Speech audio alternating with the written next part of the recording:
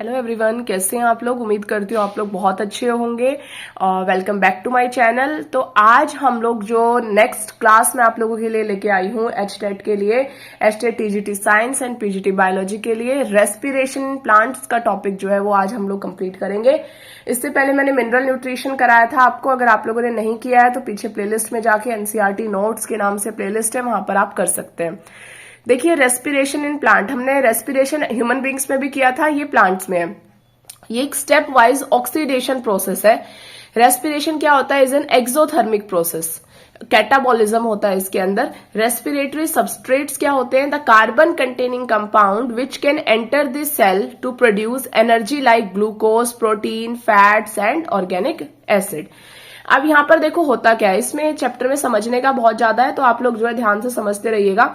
देखो, ग्लूकोज है, 6 carbon compound होता है ग्लूकोज जाता है ग्लाइकोलिसिस प्रोसेस से। ग्लाइकोलिसिस प्रोसेस में जाने के बाद ग्लूकोज से 2 पायरुवेट की फॉर्मेशन हो जाती है, और ये पायरुवेट कैसे हैं? 3 कार्बन कंपाउंड्स है।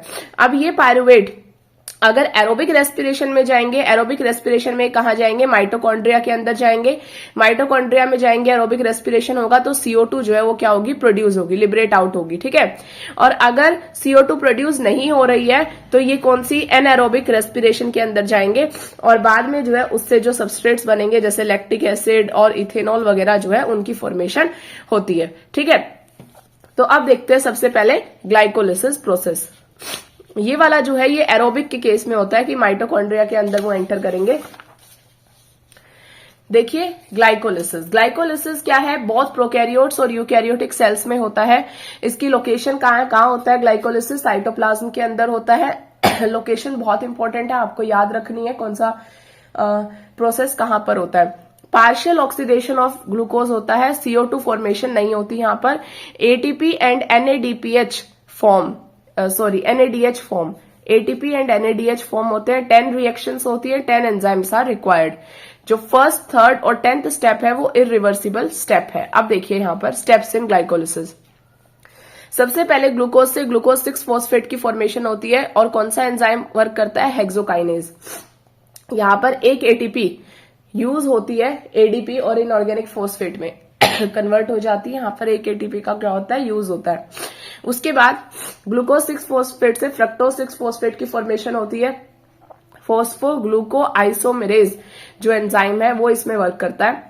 उसके बाद फ्रक्टोज 6 फॉस्फेट से फ्रक्टोज 1,6 बिसफॉस्फेट बनता है, और कौन सा एंजाइम वर्क करता है? फोस्फोफ्रक्टोकाइनेज एंजाइम जो है वो यहाँ पर वर्क करता है। फ्रक्टोज 6 फॉस्फेट से फ्रक्टोज 1,6 बिसफॉस्फेट में बनता है। फ्रक्टोज 1,6 बिसफॉस्फेट 2 में जो है टूटता है, डाईहाइड्रो एसीटोन फॉस्फेट एंड फोस्फोग्लिसरल्डिहाइड। ठीक है।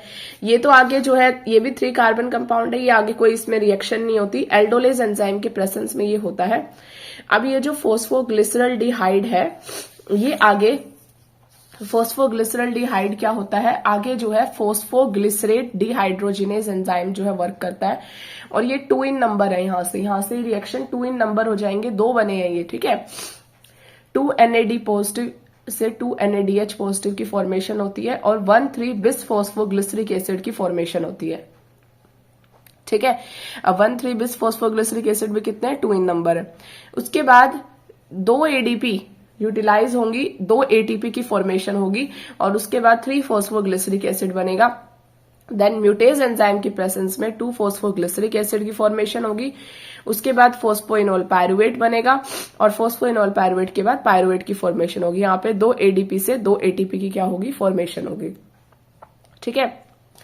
तो अब आप इसकी ओवरऑल रिएक्शन देखिए। ग्लाइकोलिसिस में अगर आप ओवरऑल देखेंगे तो ग्लाइकोलिसिस में मैं आपको दिखाऊं, यहां पर आपकी एक ATP यूटिलाइज हुई है, एक ATP यहां पर यूटिलाइज हुई है, और बनी कितनी है?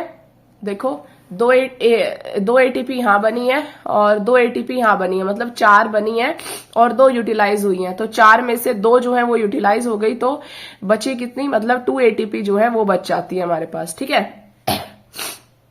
तो नेट गेन कितना हो गया ATP का? वो हो गया 2 ATP। ठीक है। उसके बाद जो NADPH है वो कितने हैं? NADH जो है वो बने हैं 2 NADH, और एक NADH जो होता है वो 3 ATP के बराबर होता है।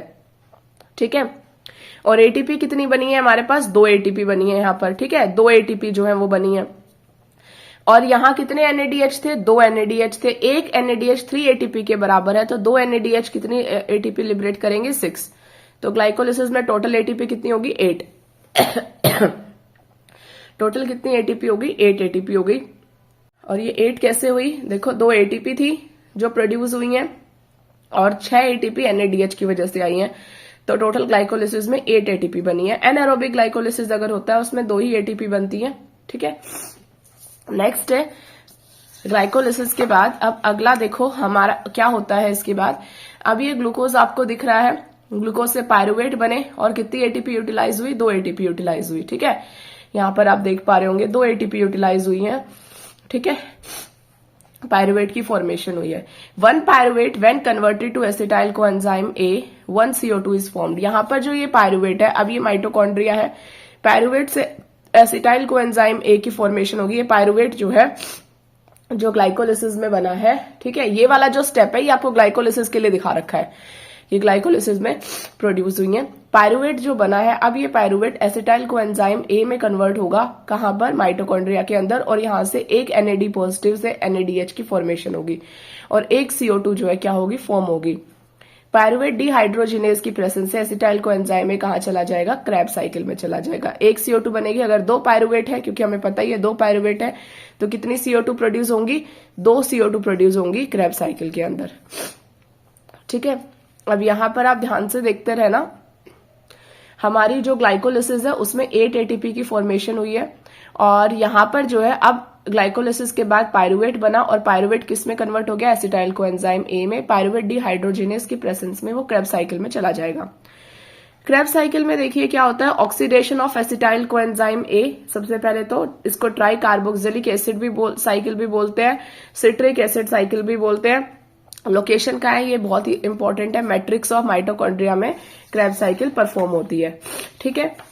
तो यहां पर आप क्रेब्स साइकिल देख लो, ऑक्सैलो एसिटिक एसिड यहां पर, ठीक है, ऑक्सैलो एसिटिक एसिड है 4 कार्बन कंपाउंड, इसमें बाहर से एसिटाइल कोएंजाइम में आया, जो आपने अभी बनाया था पायरुवेट से एसिटाइल कोएंजाइम ए की फॉर्मेशन हुई थी पायरुवेट डिहाइड्रोजिनेज के प्रेजेंस में, तो वो एसिटाइल कोएंजाइम में आया, सिट्रेट सिंथेटेज की प्रेजेंस में सिट्रिक एसिड में कन्वर्ट हो गया, 4 कार्बन से 6 कार्बन कंपाउंड बन गया।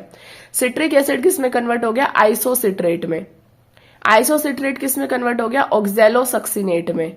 और यहां पर एक एनएडी पॉजिटिव से एक एनएडीएच की फॉर्मेशन हो रही है। ऑक्सैलोसक्सिनेट किस में कन्वर्ट हुआ, अल्फा कीटो ग्लूटारेट में।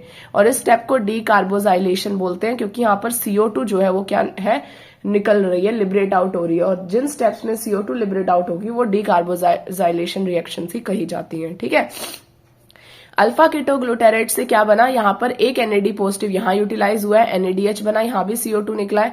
सक्सिनाइल कोएंजाइम में, सक्सिनाइल कोएंजाइम में से सक्सिनिक एसिड बना, और यहां पर एक जीटीपी या फिर एक एटीपी आप कह सकते हो प्रोड्यूस हुई है, एक एटीपी या एक जीटीपी जो है यहां प्रोड्यूस हुई है।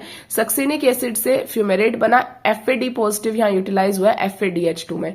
उसके बाद मैलिक एसिड की फॉर्मेशन हुई और दोबारा ऑक्सैलो एसिटिक एसिड, और जिसमें NAD पॉजिटिव से NADH की फॉर्मेशन हुई है। तो यहां अगर मैं आपसे टोटल NAD पूछूं तो एक NADH पूछूं तो कितने बने, एक तो ये, एक ये 2 और एक ये 3, और एक NADH जो है वो कितनी एटीपी प्रोड्यूस करता है, एक NADH जो है आपको पता है कितनी एटीपी प्रोड्यूस करता है, एक NADH 3 एटीपी प्रोड्यूस करता है। यहाँ 3 NADH है तो कितनी एटीपी प्रोड्यूस हो जाएंगी, 9 एटीपी प्रोड्यूस हो जाएंगी। और यहाँ FADH कितने हैं, यहाँ FADH है 1, तो एक FADH2 जो है वो प्रोड्यूस करता है 2 एटीपी, ठीक है। तो यहाँ 1 है तो कितनी एटीपी प्रोड्यूस हो गई, 2 एटीपी प्रोड्यूस हो गई, और एक एटीपी यहाँ ऑलरेडी भी प्रोड्यूस हुई है, जीटीपी या एटीपी कुछ भी कहो इसको, तो ये 1 एटीपी यहाँ प्रोड्यूस हुई है, तो टोटल यहाँ कितनी होगी, 12 एटीपी होगी। और क्योंकि मैंने आपको बताया था पीछे कि 2 पायरुवेट थे ग्लाइकोलिसिस में, 2 पायरुवेट से 2 देखो यहाँ पर 2 पायरुवेट थे, ठीक है, 2 पायरुवेट से 2 एसिटाइल कोएंजाइम में बनेंगे, 2 एसिटाइल कोएंजाइम में बनेंगे, तो ये जो क्रेब्स साइकिल है ये 2 बार चलेगी, 2 बार चलेगी, तो ये यहाँ पर जो है ये जितने भी आपके बने हैं ये डबल हो जाएंगे। तो 12 एटीपी थी तो टोटल कितनी हो जाएंगी, इंटू 2 कर दोगे 24 हो जाएंगी एटीपी, ठीक है। अब यहाँ पूछोगे मैम ये 14 कहाँ से आई, ये भी एटीपी है, ये टोटल एटीपीज है आपकी, ये भी एटीपी है। अब ये देखो ये 14 कैसे हुई, आपको 8 एटीपी तो मैंने बताया था ग्लाइकोलिसिस के टाइम पे बनी थी, 8 एटीपी तो आपकी ग्लाइकोलिसिस के टाइम पे बनी थी, है ना। नेट हमने जो एटीपी करी थी वो कितनी थी, 8 थी। यहां आप देख सकते हो 8 एटीपी प्रोड्यूस हुई थी ग्लाइकोलिसिस के टाइम पर। अब इसके बाद आगे जब क्रेब्स साइकिल में जाने से पहले आपको यहां दिख रहा होगा कि ये NADH बन रहा है पायरुवेट से एसिटाइल कोएंजाइम में जब बन रहा है उस टाइम पर, और ये रिएक्शन 2 बार होगी क्योंकि 2 पायरुवेट थे तो 2 एसिटाइल कोएंजाइम में बनेंगे। तो यहां पर जो है 1 नहीं 2 NADH बनेंगे। अब 2 NADH अगर बनेंगे तो एक NADH कितनी एटीपी प्रोड्यूस करता है, 3, तो 2 कितनी करेंगे, 6, तो 6 + 6 कितनी हो गई, 12। और साथ में यहां पर जो है एक एटीपी भी, 2 एटीपी भी प्रोड्यूस हो रही हैं जब ग्लूकोज से पायरुवेट बन रहा है। ये 2 एटीपी आपको दिख रही होंगी, ठीक है। तो +2 ये एटीपी हो गई। तो यहां पर जो टोटल है ये कितनी हो गई, 14 एटीपी हो गई। तो ये 24 + 14 या 38 एटीपी जो है वो टोटल प्रोड्यूस होती है हमारी इसमें एरोबिक रेस्पिरेशन के अंदर, ठीक है। हम लोग कई बार क्या करते हैं, इसको 38 की जगह 36 भी हो जाता है ये, अगर ये 2 एटीपी में काउंट ना करूं तो, क्योंकि ये हम लोग जो है डबल में काउंट कर रहे हैं। हमने जो है पहले इनको काउंट कर लिया है जब हमने ग्लाइकोलिसिस, क्योंकि ये स्टेप ग्लाइकोलिसिस का ही है, ठीक है। तो ऐसे करेंगे तो 38 नहीं तो ये 36 एटीपी जो है प्रोड्यूस होती है। तो इसीलिए जो है एक वो रहता है, कहीं पर तो 36 एटीपी लिखा होता है ग्लाइकोलिसिस मतलब इसमें एरोबिक रेस्पिरेशन में, और कहीं पे 38 लिखा होता है, ठीक है। नेक्स्ट है इलेक्ट्रॉन ट्रांसपोर्ट सिस्टम। अब यहां पर देखो ETS की अगर बात करूं तो ETS में 5 कॉम्प्लेक्सेस होते हैं, और इलेक्ट्रॉन ट्रांसपोर्ट सिस्टम में क्या होता है, जो इलेक्ट्रॉन्स हैं वो एक कैरियर से दूसरे कैरियर में जो है मूव करते हैं इलेक्ट्रॉन्स, तो उसको इलेक्ट्रॉन ट्रांसपोर्ट सिस्टम कहा जाएगा। यहाँ पे 5 कॉम्प्लेक्सेस होते हैं। जो पहला कॉम्प्लेक्स है ये कॉम्प्लेक्स 1 है, इसको NADH डिहाइड्रोजिनेज कहा जाता है। यहाँ पर जो FMN है, ठीक है, ये जो है आयरन फेरिक ये सल्फेट में जो है कन्वर्ट होगा FMN से। ये जो है इलेक्ट्रॉन कन्वर्ट नहीं होगा, ये इलेक्ट्रॉन को ट्रांसफर करेगा। FMN और FES जो है यहाँ प्रेजेंट होता है, तो ये जो है इससे इलेक्ट्रॉन को ट्रांसफर करेगा। पहले कॉम्प्लेक्स में NADH डिहाइड्रोजिनेज बोलते हैं इसको, क्योंकि यहाँ पे NADH जो है वो यूटिलाइज होता है, मतलब NADH सबसे पहला जो देने वाला इलेक्ट्रॉन है वो कौन है, NADH ही है। उसके बाद जो सेकेंड कॉम्प्लेक्स है वो है यूबिक्विनिन, ठीक है। यूबिक्विनिन जो है ये सेकंड कॉम्प्लेक्स है। फिर इलेक्ट्रॉन जो है फर्स्ट कॉम्प्लेक्स से, मतलब FMN FES दोनों एक ही, ये फर्स्ट कॉम्प्लेक्स में ही पाए जाते हैं। इनसे जो है इलेक्ट्रॉन जाएगा यूबिक्विनिन के पास। उसके बाद जाएगा थर्ड कॉम्प्लेक्स के पास। थर्ड कॉम्प्लेक्स को साइटोक्रोम BC1 कॉम्प्लेक्स भी कहते हैं, क्योंकि इसमें साइटोक्रोम B और साइटोक्रोम C1 कॉम्प्लेक्स जो है प्रेजेंट होता है। उसके बाद जाएगा, उसके बाद है अगला जो है ये कॉम्प्लेक्स 4 है। कॉम्प्लेक्स 4 जो है उसको जो है साइटोक्रोम A और साइटोक्रोम A3 कॉम्प्लेक्स भी कहते हैं, और इसको साइटोक्रोम C ऑक्सीडेज कॉम्प्लेक्स भी कहा जाता है, ठीक है। तो ये इलेक्ट्रॉन फिर इसके पास जाएंगे, और इस 4th कॉम्प्लेक्स में जाने के बाद यहां पर जो है आप लोगों को दिख रहा होगा, ये जो है लास्ट जो इलेक्ट्रॉन लेने वाला है वो हाइड्रोजन होता है, ठीक है। उसके बाद जो 5th कॉम्प्लेक्स है ATP सिंथेटेज है। ATP जो है यहाँ पर प्रोड्यूस होंगी। अगर NAD आ रहा है, ऊपर NAD आ रहा था तो ATP कितनी, देखो NAD था ना यहाँ पर, तो यहाँ पे ATP कितनी प्रोड्यूस होंगी, 3 होंगी। अगर यहाँ पे NAD की जगह क्या होता है, FADH होता और उससे FAD पॉजिटिव बन रहा होता, तो यहाँ ATP कितनी प्रोड्यूस होती, उससे 2 ATP जो है प्रोड्यूस होती, ठीक है। यहाँ 3 हो रही है क्योंकि NADH है, ठीक है। इसको कॉम्प्लेक्स 5 को ATP सिंथेटेज भी कहा जाता है। फाइनल एक्सेप्टर कौन है इलेक्ट्रॉन का, ऑक्सीजन होता है। सॉरी मैंने ऊपर हाइड्रोजन बोल दिया गलती से, ऑक्सीजन होता है फाइनल एक्सेप्टर। जो है यहाँ पर जो फाइनल एक्सेप्टर होता है इलेक्ट्रॉन का वो ऑक्सीजन होता है। ये याद कर लेना, पूछा गया था ये question. Which complex accept electron from NADH, complex 1 है, आपको दिख रहा है। NADH जो है वो इलेक्ट्रॉन दे रहा है सबसे पहले, कि कौन एक्सेप्ट कर रहा है इसको, कॉम्प्लेक्स 1 एक्सेप्ट कर रहा है। और कॉम्प्लेक्स 1 में क्या क्या, FMN FES। Which electron carrier have copper, copper किस इलेक्ट्रॉन कैरियर में होता है, तो जो साइटोक्रोम A3 है इसमें कॉपर होता है। ये जो साइटोक्रोम A3 है कॉम्प्लेक्स 4 में, इसमें कॉपर होता है। ये पूछे गए हैं क्वेश्चन, और ये NCERT से है। इलेक्ट्रॉन डोनर कौन कौन होते हैं, मैंने अभी बताया NADH और FADH2। अगर NADH है तो 3 ATP प्रोड्यूस होती है, और अगर ऊपर NADH की जगह FADH होता तो यहाँ पे 2 ATP प्रोड्यूस होती, ठीक है। तो ये था आपका इलेक्ट्रॉन ट्रांसपोर्ट सिस्टम। अगर आप इसकी डेफिनेशन लिखना चाहो तो आप ऐसे लिख लेना कि वो जिसमें क्या हो कि इलेक्ट्रॉन्स का ट्रांसफर हो from one carrier to another carrier, तो उसको इलेक्ट्रॉन ट्रांसपोर्ट सिस्टम कहा जाता है। ठीक है, तो यहाँ पर जो हमारा रेस्पिरेशन इन प्लांट है वो टॉपिक कंप्लीट होता है। इसमें हमें मेनली ये 3 चीजें करनी थी, ग्लाइकोलिसिस, क्रेब्स साइकिल और ईटीएस। आई होप कि आपको जो है ये समझ आ गया होगा सारा। अगर आपको कुछ डाउट है तो आप मेरे से कमेंट सेक्शन में पूछ लेना, और अगर ये वीडियोस अच्छी लग रही हैं तो इनको लाइक करना, शेयर करना, चैनल को सब्सक्राइब करना। Thank you very much.